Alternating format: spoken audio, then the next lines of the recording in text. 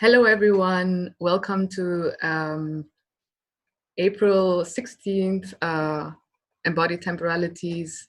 I'm Jess Korp, and I'm moderating the dialogical exploration between myself, artist and cultural practitioner Dumama, and Vega Heidi Sincuba.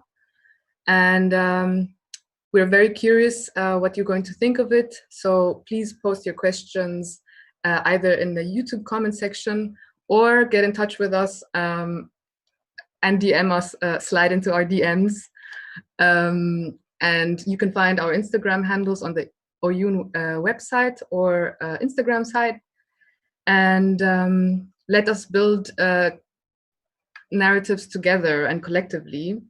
And decolonize the panel discussion as being divided in experts and audience, and let's weave these threads all together. And followed by our dialogical exploration, we will see a performance by Dumama and Pure. And I am very honored to be part of this, and thanking everyone who's working very hard behind the scenes of making all of this work and keeping shit together and not fall into shambles. So I'm wishing everyone on every side of this event a good time and stay healthy, and wishing you all much love and light.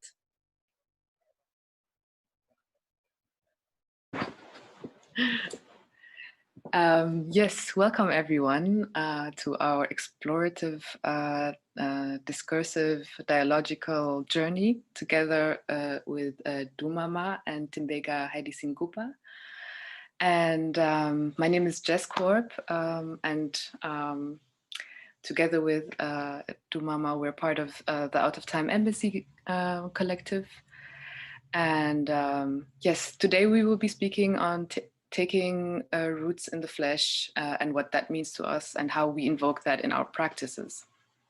But briefly, I want to introduce my two dear friends and muses and mentors. Today with me is Guguletu Duma, also known as Dumama. She's an artist and sonic researcher born in South Africa.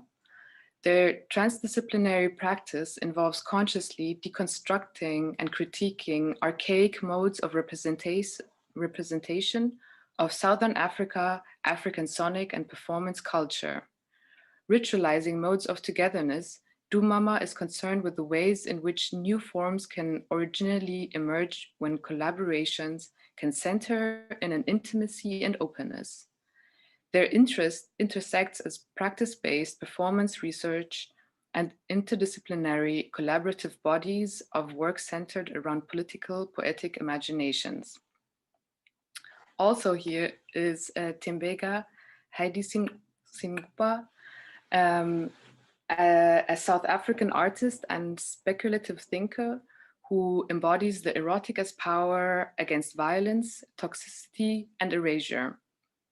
They studied at the University of Cape Town, Artes Arnhem, and hold an MFA from Goldsmiths University of London, and are active in several exhibitions, fairs, and conferences yearly.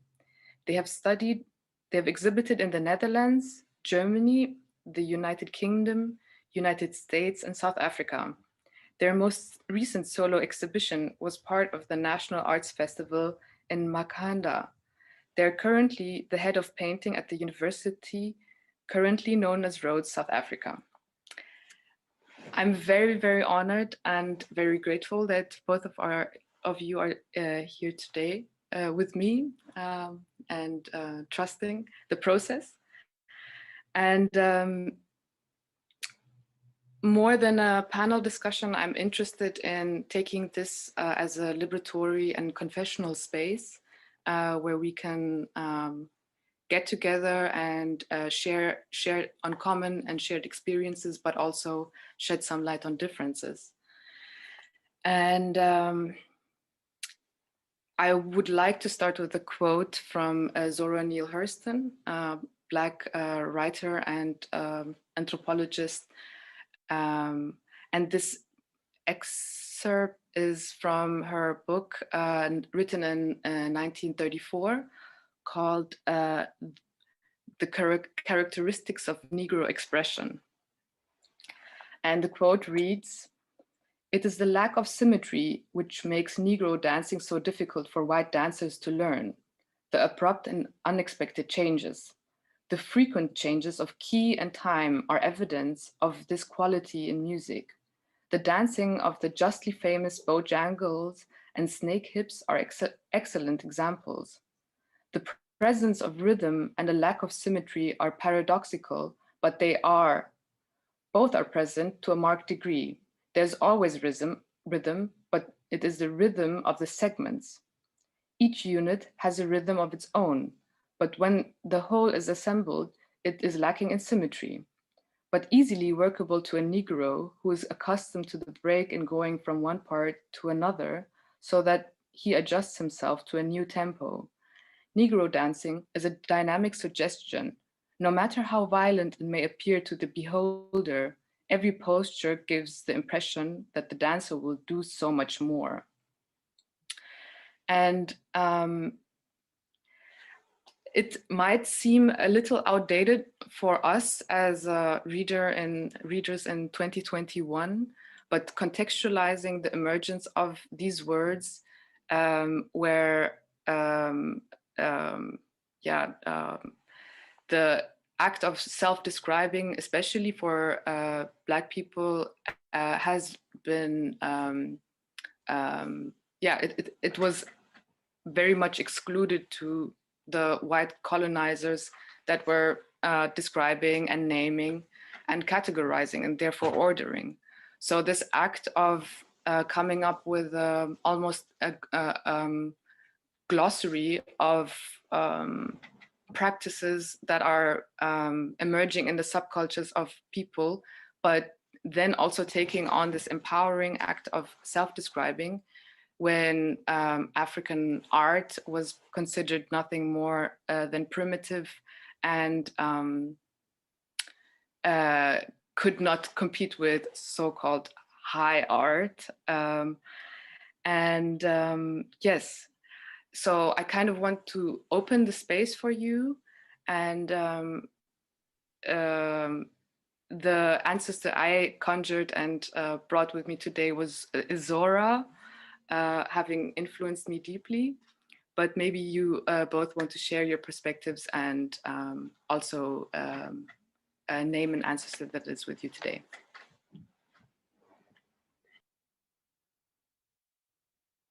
Thank you so much, Jess, for those really wonderful introductions. We are honored also to be moderated by you and really excited to weave our experiences and share our memories and share what has taken root in the flesh for us and our ancestors. When I think of an ancestor to conjure into the space, I think of my grandmother, Nomjikizo, Gladys Duma. She's been coming up a lot for me in my processes, and I'm always singing songs to her. This year marks 2 years since she's transitioned, and she's coming up for me because she's been featuring in my dreams quite a lot in the last couple of days. So I look forward to unfolding the voice with you guys and just seeing, and sharing how she has come up and what she wants me to know and share. Yes, and being on South African soil at the moment for the first time since her passing, actually. I left 2 weeks after she passed. Being back here feels like really the closing of something to be observed, unpacked, and shared and articulated. Something that is very nonlinear, something that is excavational now lives at the center of yeah, the circle. And I think at the moment I've been trying to articulate how ritualistic experiences live in our bodies, and how our ancestry lives in our bodies, and how we then express those messages and memories that are being transmitted constantly at lightning speed, and in seemingly inaccessible ways, only because of the ways we've been taught and told we create knowledge and access. So it's only inaccessible because we've been trapped in this linear way of, I guess, unpacking what we contain. But yeah, I'm really looking forward to, like you say, sharing where we've gone. And I will share a short piece that I wrote when I thought about taking root in the flesh. And then I'll hand over to Heidi. So I said, whenever there's a ululation and a clapping of hands, join me. Mirror me, celebrate life, connect with the infinite. There's so much pain and liminality and suffering. The shared history is dense, and the positionality responsibilities weigh heavy. I wonder how long I will wish for a different past for me and my ancestors. How long will their deaths live in my body? How long will the millennia and millennia stream endlessly down my face? I see Nomjikizo's eyes. Umam Sukwini. This is her clan name. They're looking for Queen Elizabeth, and this is where some of the crisis was born. Liberation and the universal crisis. She gave birth, and her life melted into the cellular system of her son, my father. She's present, but we never spoke. She loved me. We would sleep in the same bed often. My sister always kept her distance. She always has. I see now it's because of how actively she carries in her body. Her ears itch, her shoulders shake, her feet on fire, stars with every step, explosions. Somehow, we both carry. I pray for a soberer life, a healthy life, a peaceful life. It feels possible. My manifestations are a fast fire. I am water, I am soil. Ndingumhlaba, ndingamanzi, ndingumhlaba, ndingamanzi. Practice takes root in the flesh and bone. Memory moves and shakes, merging with blood, awakening ancestral body noise, silence shared across lifetimes and lifelines, thread and stitch a life into the dead.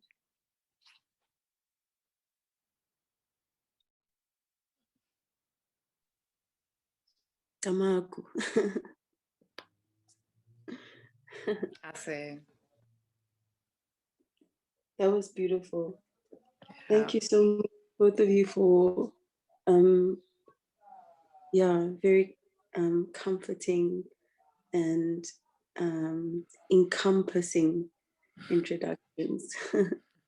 I feel very held, and I feel honored and grateful to be in a space where I feel safe and I feel like I can share my thoughts and they will land in ears and hearts that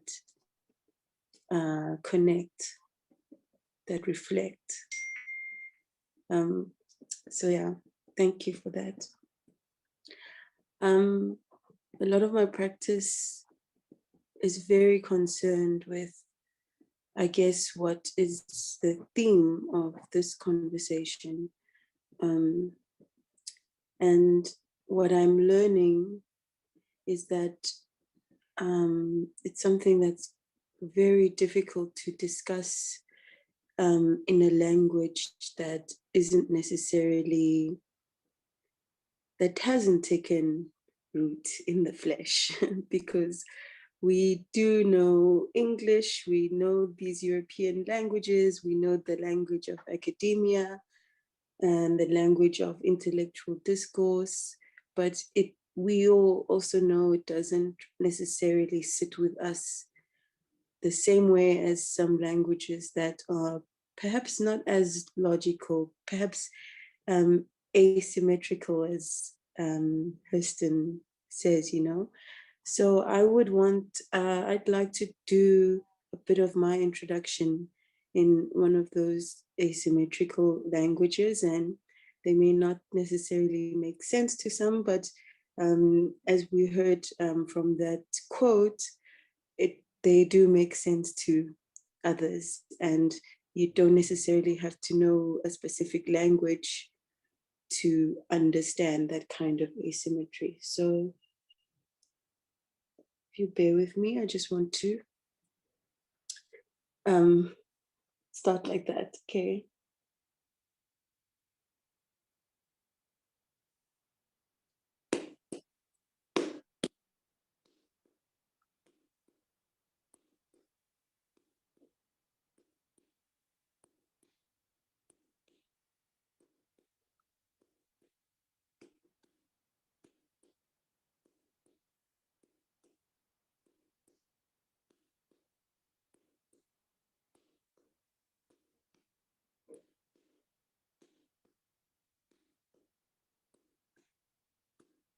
Thokozani bantu abadala,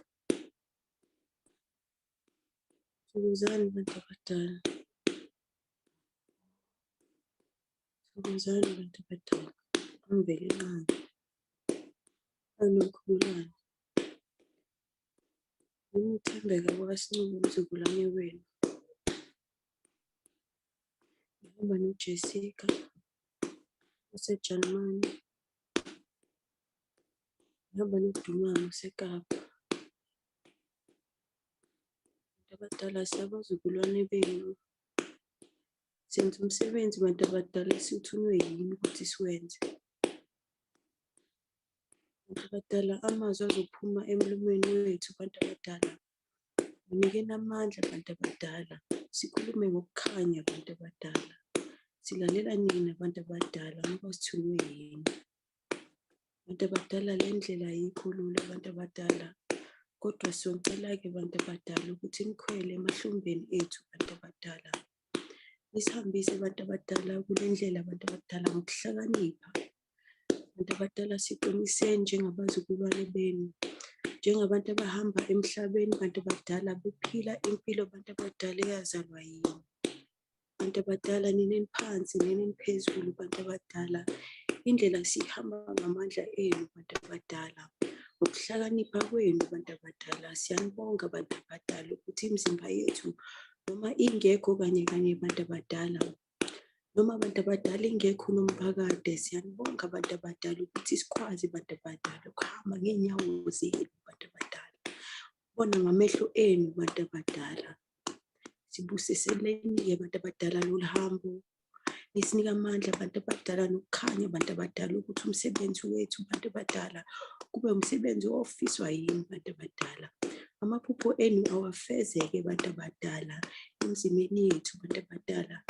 Siphilisa nina bantu abadala, siyanibonga bantu abadala, thokozani makhosi.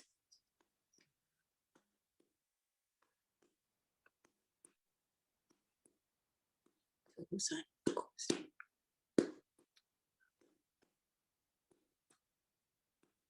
Thokozani makhosi.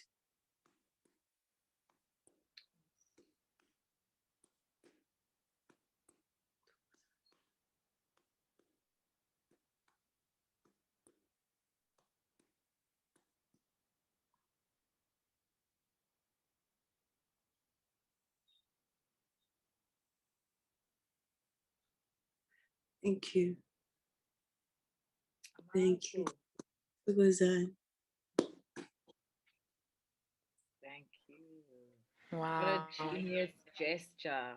It is a gesture of sheer genius in every way. It's like penetrating at every level.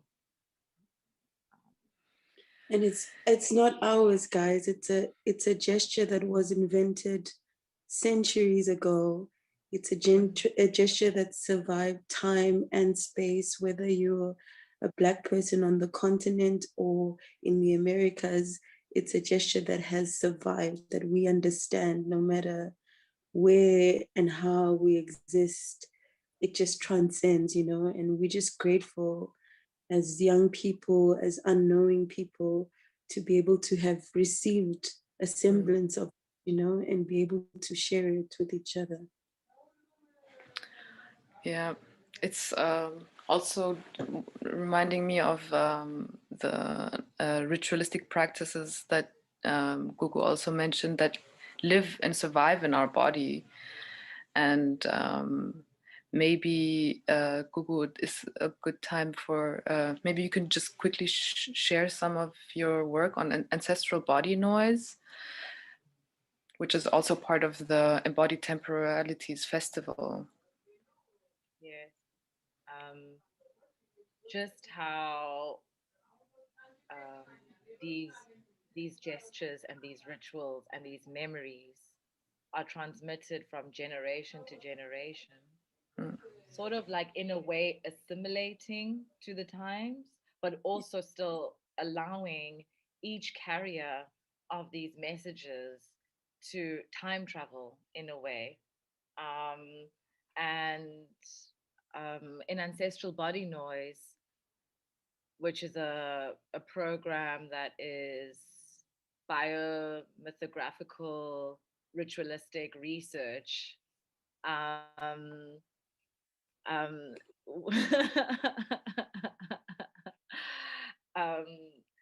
we spend we spend this quality time, you know, moving, writing with our voices, connecting um, with this infinite memory bank,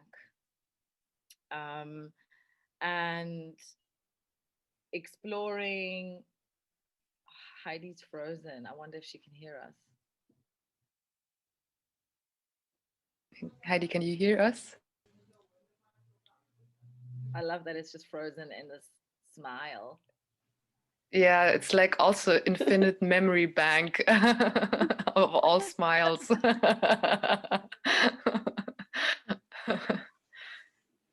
Heidi, are you back? You guys? Your voice was okay. Little Chuck.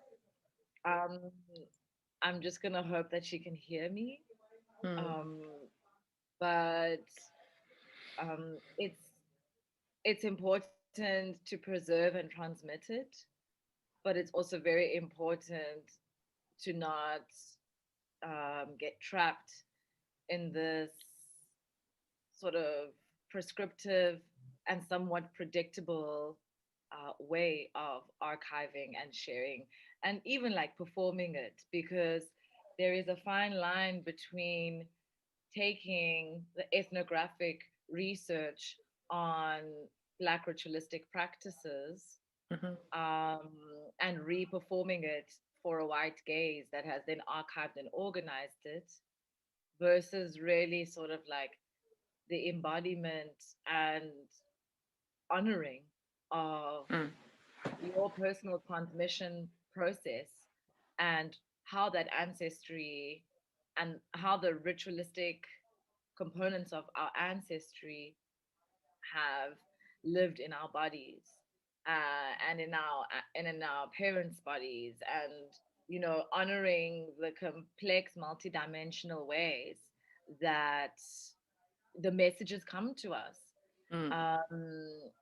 And yeah, sort of not getting trapped in, like I said, this prescriptive tourism heritage version of who we are and how we preserve and how we share, but really sort of being able to listen to the multidimensionality within yourself. There are so many blocks preventing that And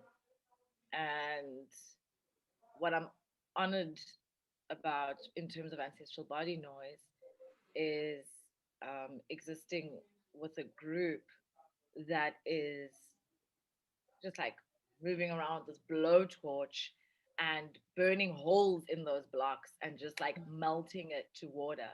And I experienced it viscerally when we did it together, Jess. It was myself from South Africa, Jess of Ethiopian-German descent, grew up in Ethiopia. Kareem of Algerian-German descent, grew up in Germany.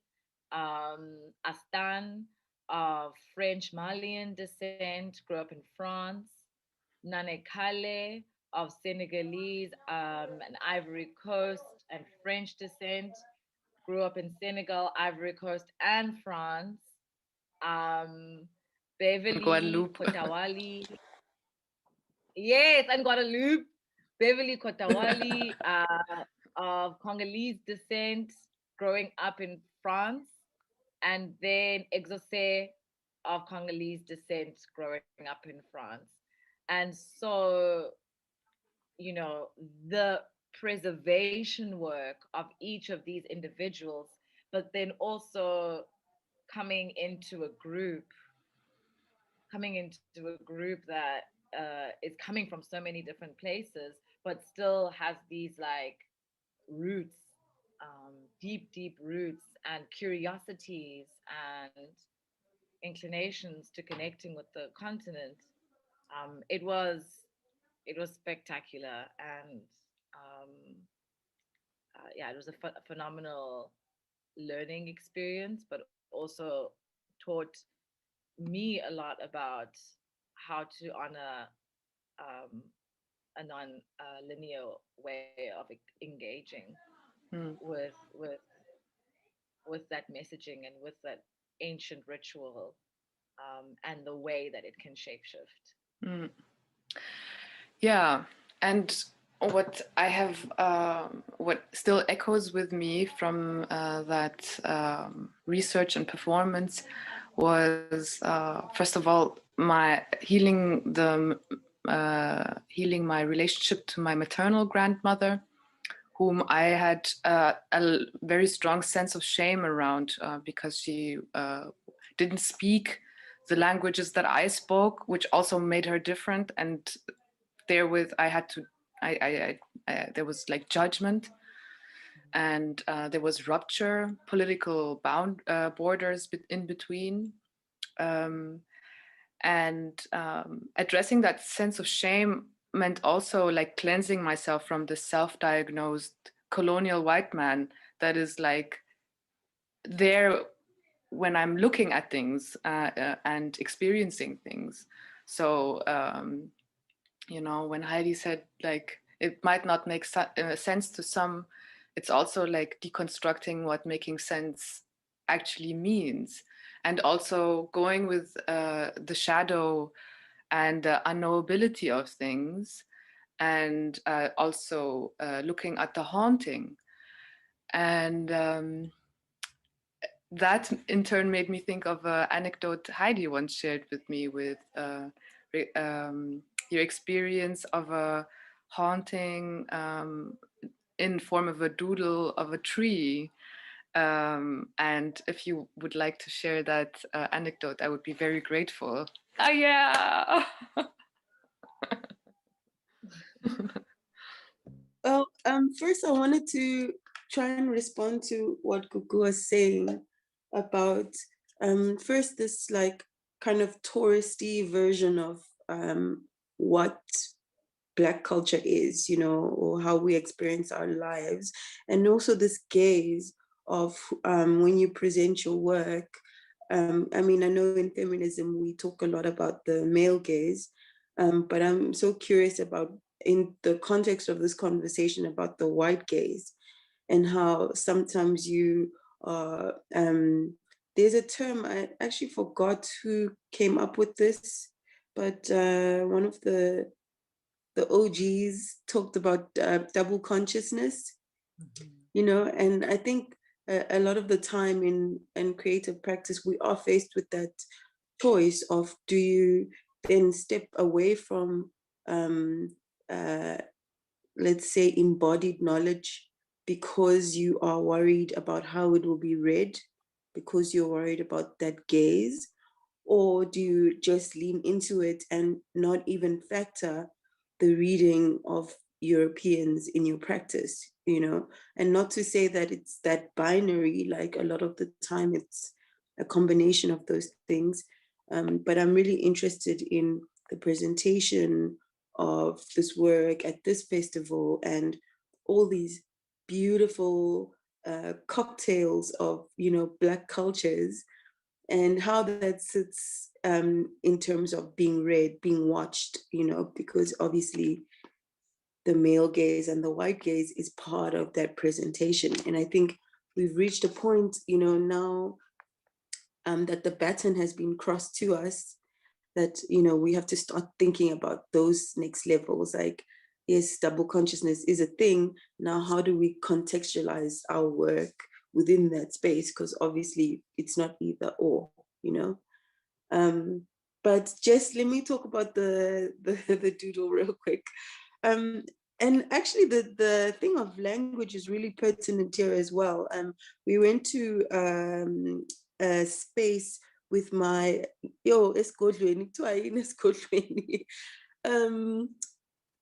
congregation, I guess that's what it's called. But there's a bunch of people, and we are there's traditional healers of all levels, and even, you know, amateurs or, you know, just people that get together and are interested in trying to, yes?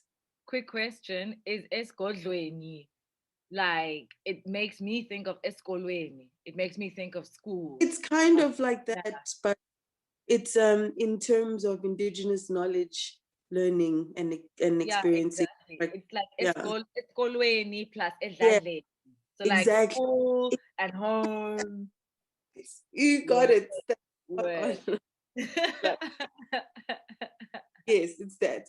And so in this space, there's a figure who, his name is Umkhulu Nsingaza, and he actually was a protege of Credo Mutwas. And so he's very interested and connected to Credo's teachings.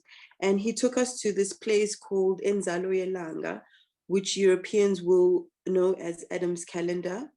And it's got one of the oldest structures in the world. It's like really like 200,000 years old. And then Credo Mutwa was initiated there as a traditional healer. And he has a place that he writes about called, it's called Kratos Tree, right? And it's in this space of Inzaluyelanga. And this place is fascinating, like the way that it's built.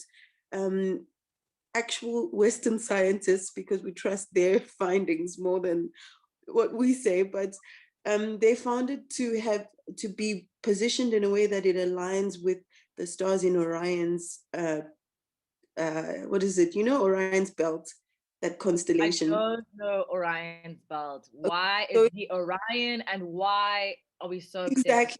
with the belt? Well, in terms of Credo Mutwa's teachings and indigenous knowledge, it's actually called Ezingulubeni, but white people will know it as Orion's belt. So it's a constellation, and these things reflected, and they're huge, and people still don't understand how people constructed this 200,000 years ago. And so we sat, Umkulu took us to this tree, to Credo Mutwa's tree, and like Credo Mutwa said, you can feel the energy. It is a force field. And according to Mutwa, it connects to other sites like Stonehenge, like all the other sites with really old structures in the world. He says you can feel the resonance of that energy in that space.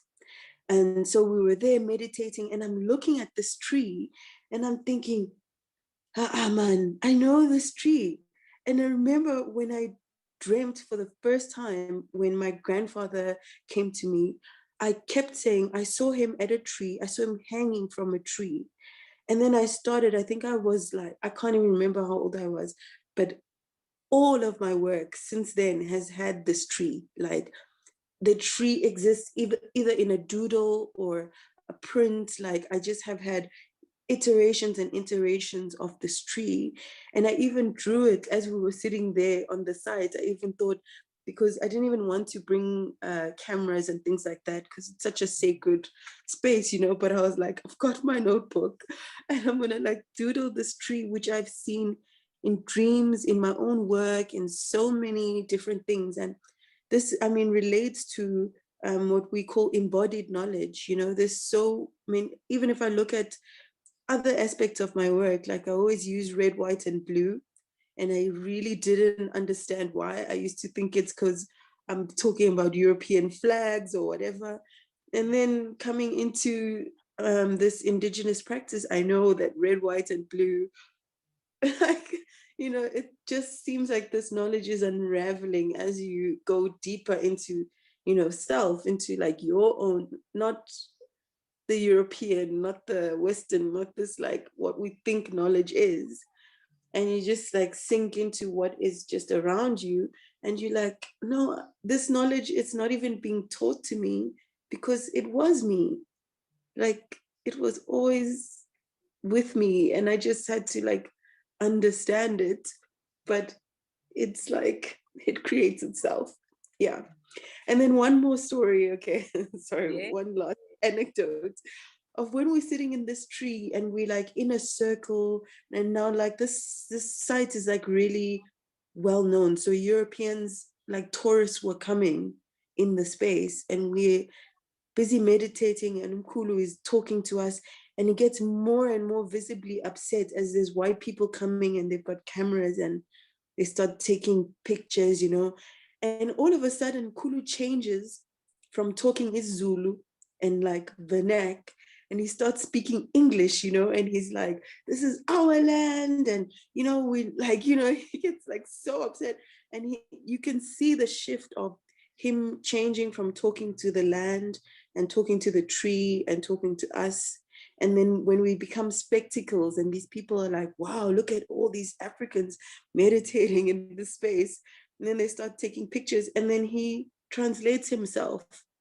You know, he starts speaking to them instead of us. I mean, maybe all of us, but I just like really noticed that visible moment of us talking to ourselves and focusing on this, and then like shifting because of the gaze, you know, and wanting to translate, wanting to be accessible, wanting to make some kind of sense to this outside gaze, which maybe sometimes makes the message less potent, you know. And I recognize this from a leader like of mine, like this is my elder, but I just like was so shook that we put ourselves in that position, you know. Yeah.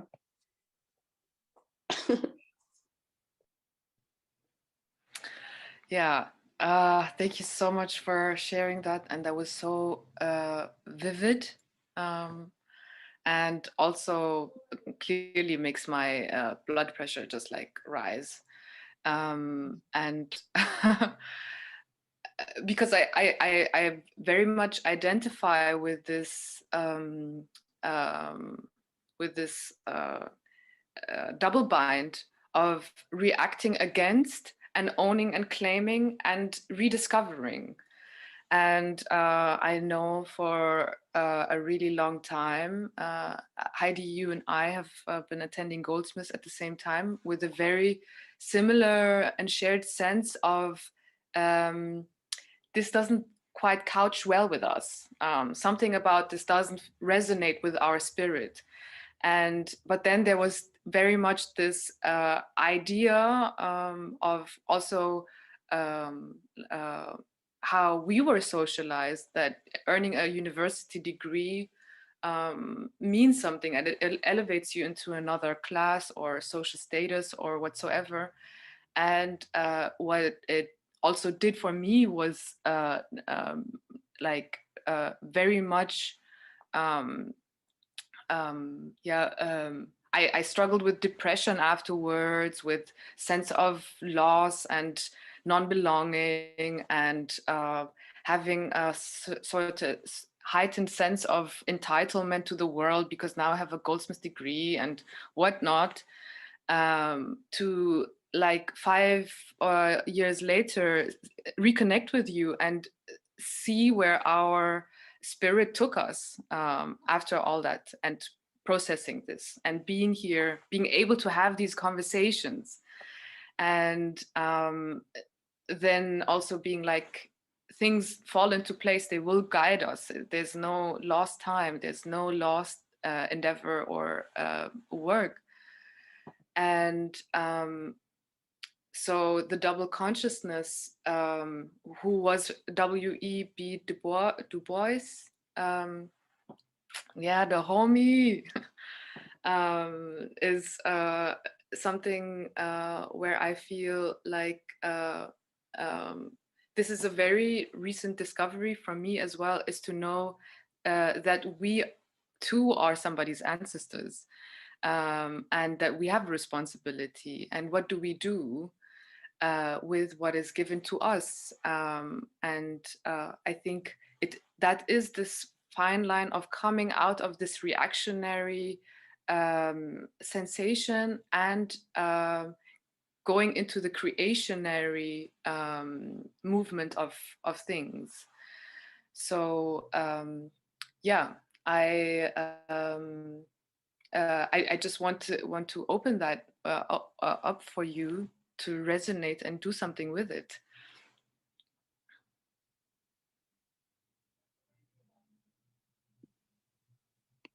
Thank you both so much for the places you're allowing us to go. I'm just like, ah. So just like so many dazzling occurrences coming up for me. And just thinking about this double consciousness, this multiplicity, and this constant tension of having to engage with the gaze, protest the gaze, transcend the gaze, and return to the voice that is most loving and most true and really most you. Like you were saying, umkulu, just the shift in tone, the aggression, and the violence of the language, um, and the protectiveness of it, and the sort of friction it then creates with how we are able to talk to ourselves and hold ourselves and be there with ourselves. Yeah, and then how it, can, like how Jess said, create a double bind of also then performing a self that is so deeply entangled with this violence. And what does that detangling process look and feel like? I could say definitely like this. This moment we're in right now feels like a part of that detangling in a real way. Um, having having not been to a tertiary institution, it just never worked for me. I tried and I never felt at home, much to my parents' dismay. I was like, I need to sing. Nothing else makes sense. I just need to feel my voice reverberating in my chest, and I will serve people food until I can make sense of that. And I've spent the last 10 years really trying to understand this need to sing. And my travels have led me to Makulma Dosini, who is building and playing uhati and mkhube and these amazing traditional instruments that are, ancient artifacts and ancient transmission instruments, I can say. And again, aiding the unfolding of that voice, the unfolding of a tenderness and a holding. And I just remember like first coming into contact with her voice, her messages, like this poetic and political and cheeky and playful, and very deep as well, sort of like lyrical exploration, And and maternal, Gugu. and maternal. Feminine, like not maternal in the linear sense, like, but like just the divine feminine in her energy is just, yeah. Crucial. And you know, without Uma Kulima Dosini, I don't think that this ancestral body noise would have been awakened. The curiosity about it couldn't have happened.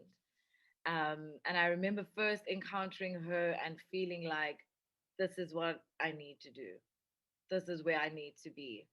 She's like held my hand to the door, uh, that is like, the room, like taking me to my liberation.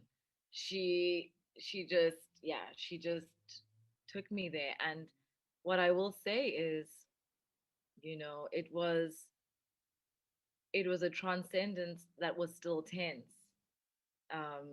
And coming into contact with her experiences and her sort of oppressions and her performance, um, of her practice and her experience of her practice and her feeling of like not feeling held by her community and feeling celebrated by Westerners who are gazing and consuming, eating the other, as Bell Hooks calls it, um, in a way that, you know makes it possible for her to reach us. You see this intervention of the gaze because of how we've been taught to see. I mean, I didn't go to university, but I went to primary school and high school, and you know, all of the white women who were my teachers, who were taking up the space of my mother and grandmother and grandmothers. It's like 6-7 hours a day with these women who are saying, you know, don't speak Koza. And then once it became time to speak it, it was like, speak more Koza, we love it. And that that very contradicting thing leading to so much disillusionment, um, is still something I'm trying to detangle, and still something that confronts me. And I think I'm really, wondering, Heidi, being, and people see it as brave. It is very brave and courageous to enter the academy with all of this knowledge and all of this experience, and be brave enough to honor, um, what is being transmitted to you and honor these rituals, and um, arrive with your entire being in this way. Um, and I say it's brave because you're entering the wrestling pit, and being confronted by these voices, these sociologists' voices that are like, don't speak Xhosa, please speak Xhosa. And what sort of ancestral interactions are happening that disturb the peace? And how do you navigate that in the sacred practice? Yeah. Well, I mean, thank you for that reflection. But I wouldn't say brave, I would say naive. I think that's what it was. I think a lot of the time, bravery and naivety maybe are entangled with each other. But yes, the academy is a very toxic space, even if you aren't in tune with some of the things I find myself in tune with. Just existing as a Black body in the institution can just be so dangerous. So, I mean, I'm still trying to find a way that these two can exist with each other, because one thing I don't want to do, it's like when people say, for example, oh, Cape Town is so white. Like, no, why you should go to Joburg? Why do you want to be in Cape Town? And I always ask them, like, so you want me to leave all of that for white people to just enjoy? You know, you want me to leave Table Mountain alone and the beach and all of that and just say, because it's white, I'm not engaging? You know, that's not it.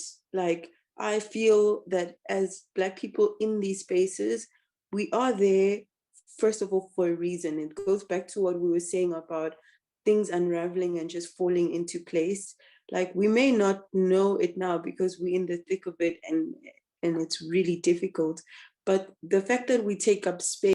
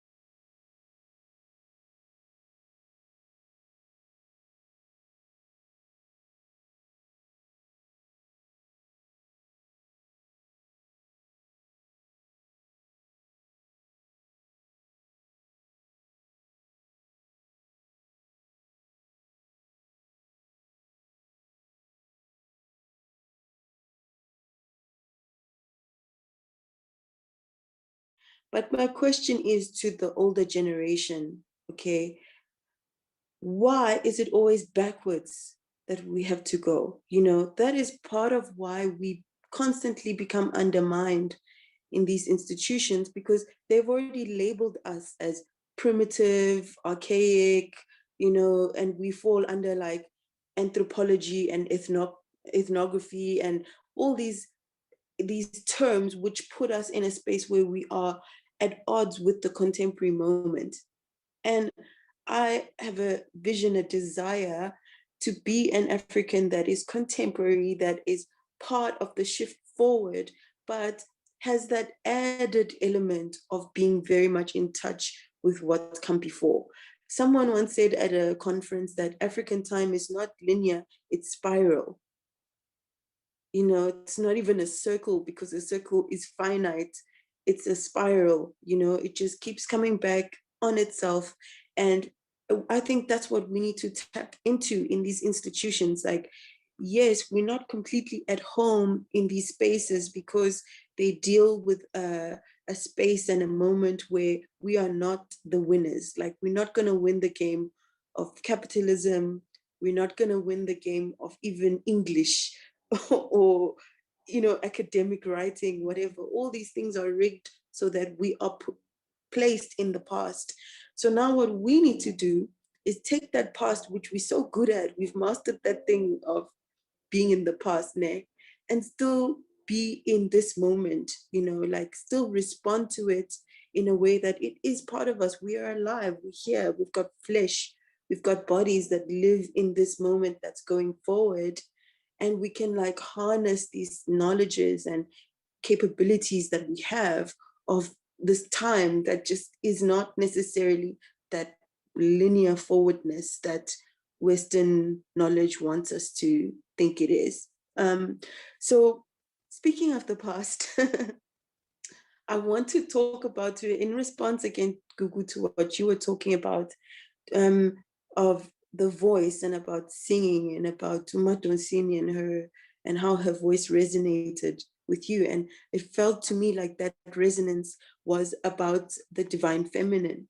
And it reminds me of this very same conversation, and makes me think of Ukredo Mutwa's story about creation, and about how Unum Kubulwane, the great mother, it actually started as an oppression, like the tree of life, and her.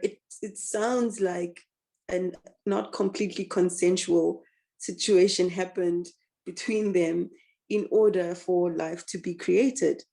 And it resonates to this moment so hard, because as Black women, as Black people, there's a force that wants us to remain at the bottom of that situation. So pain and violence and all these horrible things are imposed upon us, right? And instead of fighting, which Nomkubulwane did, she kept running away from the tree of life and running and running and running, not knowing that in order, when he catches her, which he inevitably will, he's the tree of life, you know, and that's how it is. He's got all these branches that are everywhere, and he's going to catch you, Mugyal, and rape you, right? And when she finally was caught, all of this stuff happened, you know, and she birthed Mother Marimba, who invented music, you know, who is like the one that decided this thing cannot just speak, it also sings, you know, all of these beautiful moments of creation. And again, Umarimba, pain, suffering, all these horrible things. But once she leaned into it, you know, like at that moment of the creation of music, comes out of pain and loss and violence, but then the marimba is created because of that moment, you know. So I want us to like try and flip the script a little bit and be like, yes, we held down, you know, they don't want us here. They want us to be subservient. They want us to be fetishized. They want us to be, you know, objects. And that sucks. But like, what can we do with that moment? Like, what kind of creation can happen? Because that seems to be, in African cosmology, that seems to be our magic, you know, that we can take the most horrible conditions and create everything that you see. We did that, you know, out of the pain, out of all of the awful shit that we have to deal with. So I think if we start flipping that, we don't even victimize ourselves, you know, we recognize that from all this ugliness emerges the divine feminine, who is the creator of all these things. And through this pain and like, you know, awfulness, we can embody like everything. Like we can literally write ourselves a new script by like rejecting this narrative and just being like, yeah, you're gonna oppress me, but watch what I can do. Watch what I can turn that into, you know.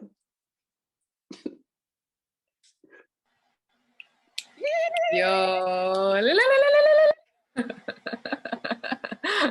that's the ululation that Gugu's poem in the beginning you shared with us. And also when Heidi was speaking, I had to think of the tarot card, the Fool, which is also the number 0, the beginning of the life cycle is naivety and braveness goes like so close to each other. And it's actually also the Eurocentric view of the Fool as being downgraded, but it's actually the beginning of every journey, is to say exactly what both of you have been saying. We have the past, we've mastered it.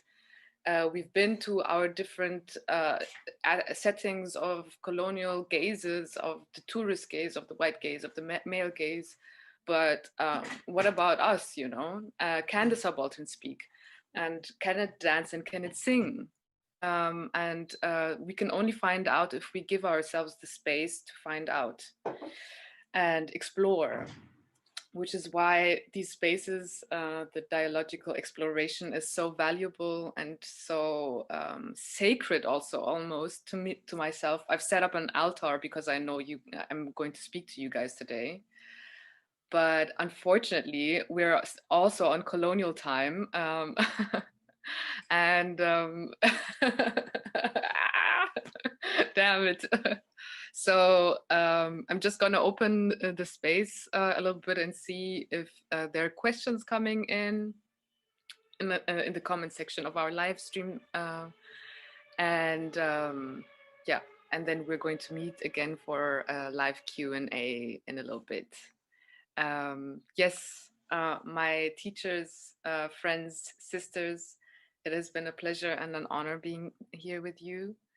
And a word that resonated very strongly also from both of you said it, crisis. I heard crisis, and I thought this is a very, very, there's a journey ahead and we can walk it together, but I am ululating, knowing that I am going to be able to do it with you guys, far or near. In that sense, yeah, thank you, thank you, thank you. And next up, we have a performance by Purity Mkize, also known as Pure Lee, responding to Taking Root in the Flesh. And after her, I'll be doing a performance responding to Taking Root in the Flesh, and completely carrying all of these messages and honoring all of the portals that have now been open. And I hope that you enjoy. Thank you so much to my sisters from their omnipotent, omnipresent force. And to the future we go, flying backwards into the future.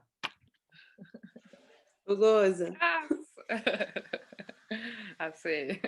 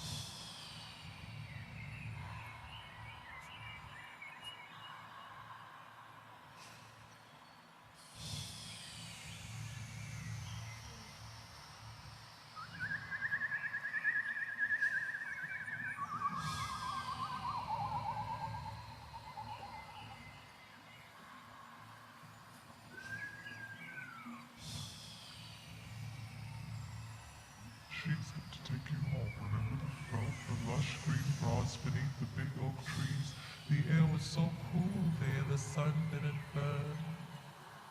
She's come to take you home. Remember the felt, the lush green grass beneath the big oak trees? The air was so cool there.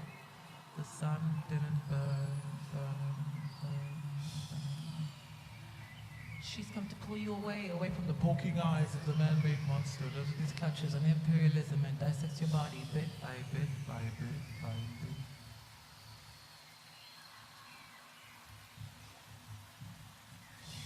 She's come to take you home. Remember the felt?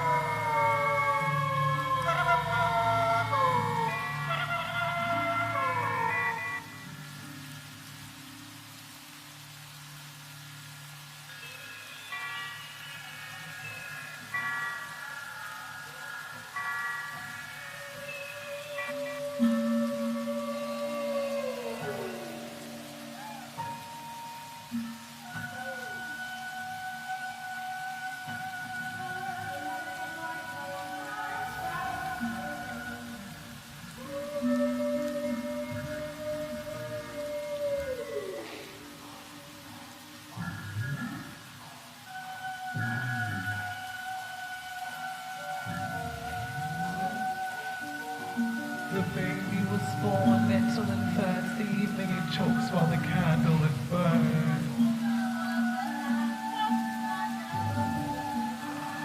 It never stops, it will never learn. No hope without dope, and so the jobless return. anchors have failed, the mighty retreat, the pleasure it fails at the end of the week. You take it or leave, you take what you receive till what you receive is eternity. Leave, leave, leave, leave.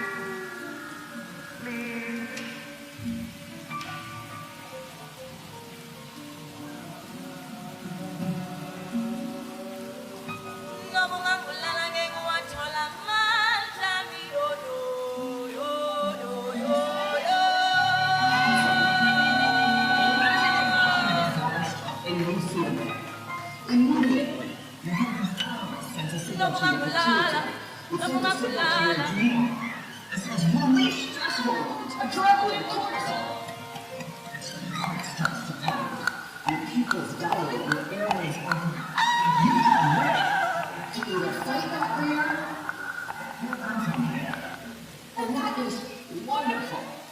If you're in a forest and there's a bear. But the problem is what happens when the bear comes home every night.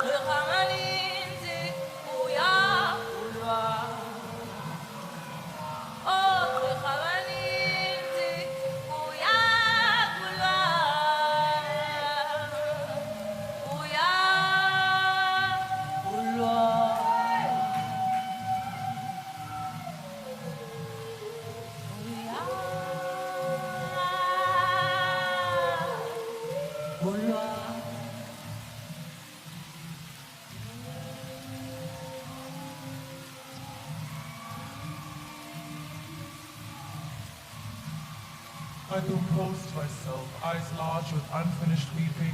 I composed myself, eyes large with unfinished weeping. I composed myself, eyes large with unfinished weeping. The disconsolate spirit entered while I was sleeping. I asked it, what now? I asked it, what now? What now? What now? What now? What now?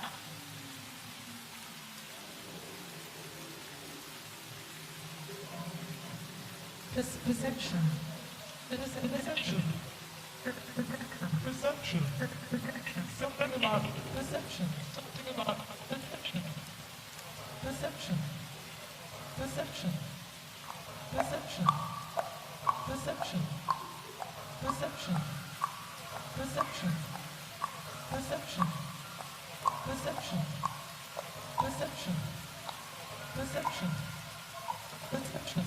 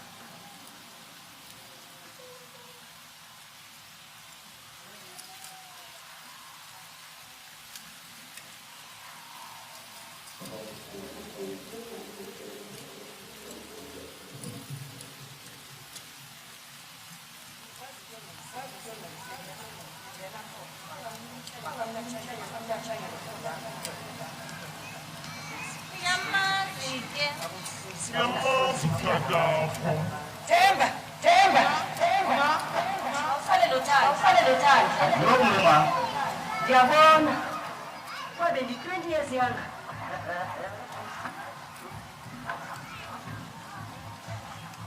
kwabe ndi-20 years yanga nosoze uliva unxiba njengobusozi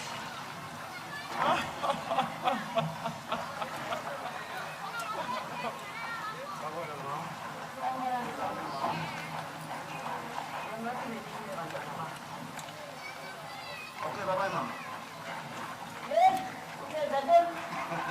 ungandifaki etrabulini yintoni le uyenzayo ungandifangeli amatrabhuli ukuba bendi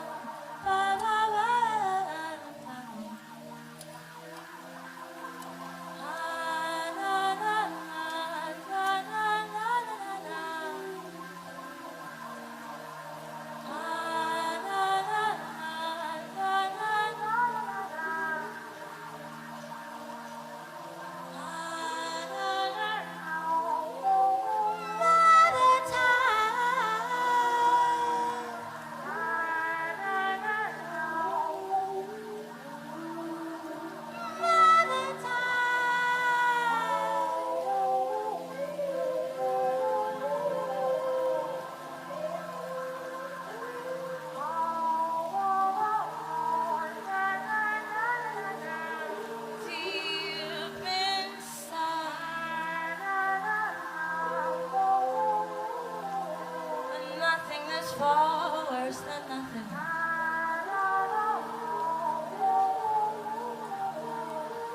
Deep inside,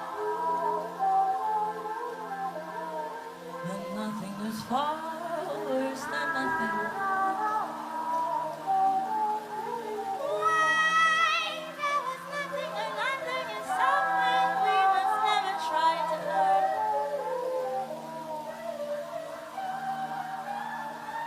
But curiosity she burns.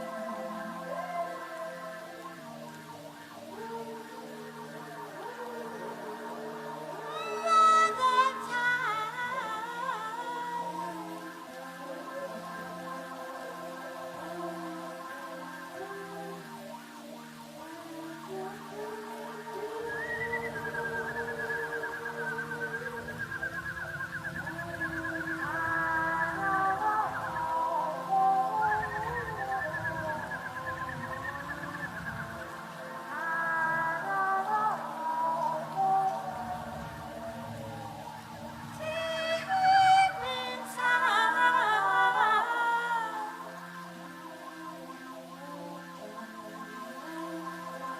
nothingness far worse than nothing. Why there was nothing and nothing is something we must never try to learn.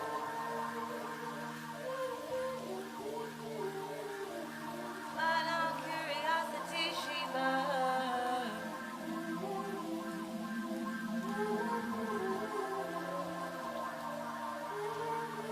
Oh, oh God, mother time.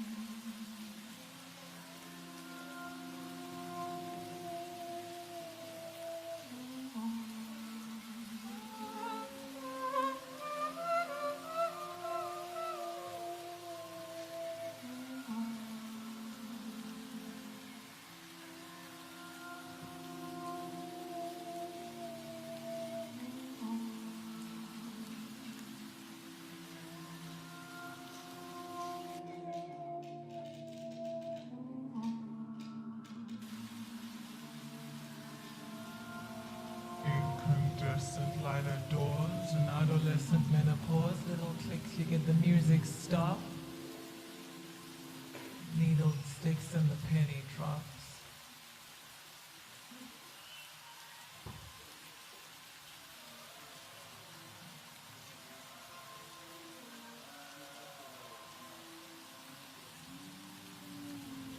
Holy, holy, holy, where are we?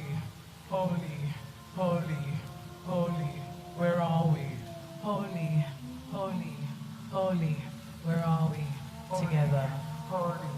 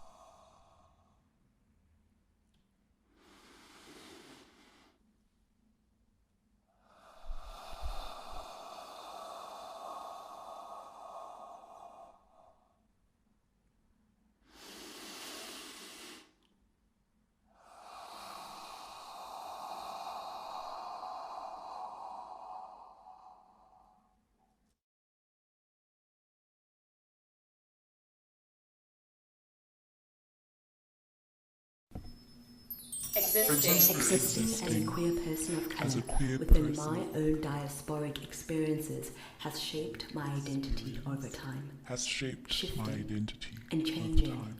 A constant forward movement towards a purposeful and much more intentional future. Towards a purposeful and much more intentional future. Influenced by the weight of my past, currently navigating through the complexities of my very existence and breathing very deeply from the untold stories of my abundant future. There lies this unfathomable strength to dare explore towards greatness outside of the confines or challenging circumstances of my reality, manifesting my own personal spiritual blueprint that not only liberates but offers profound ancestral healing as I walk this historically drenched territory. This my embodied experience, identity is layered, vast, expansive, unfolding, seeking, wealthy, abundant, timeless, gentle, and free of violent oppression, a privilege historically denied to my people.